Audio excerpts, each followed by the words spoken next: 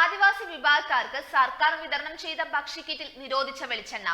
ഇതുപയോഗിച്ച് ഭക്ഷണം പാകം ചെയ്ത ഇടുക്കിയിലെ ഊരുകളിൽ ഭക്ഷ്യവിഷബാധ ഉണ്ടായതായും പരാതി ഉയർന്നിട്ടുണ്ട്. ഇടുക്കിയിൽ ആദിവാസി ഊരുകളിൽ വിതരണം ചെയ്ത ഭക്ഷ്യസുരക്ഷാ കിറ്റിൽ 2018 നിരോധിച്ച കേരസുഗന്ധി വെളിച്ചെണ്ണയാണ് ഉണ്ടായിരുന്നത്. ഇതുപയോഗിച്ചതിനെ തുടർന്ന് വെണ്ണിയാനി ഊരിൽ മാത്രം 60 ആദിവാസി കുടുംബങ്ങൾക്കാണ് ഭക്ഷ്യവിഷബാധയേറ്റത്.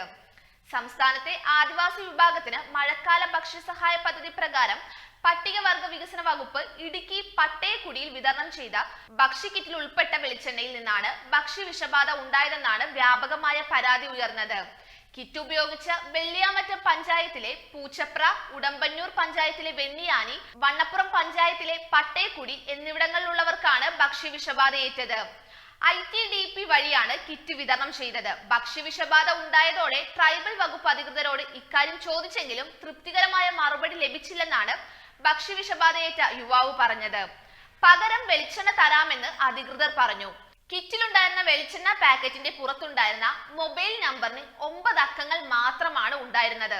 ഇതാണ് വെളിച്ചെണ്ണ വ്യാജമാണെന്ന സംശയം ഉണ്ടാകാൻ കാരണമെന്നും അദ്ദേഹം കൂട്ടിച്ചേർത്തു.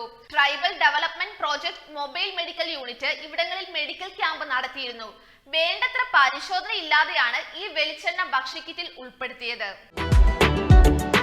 You are watching India's first NGO television, Malanadu TV India.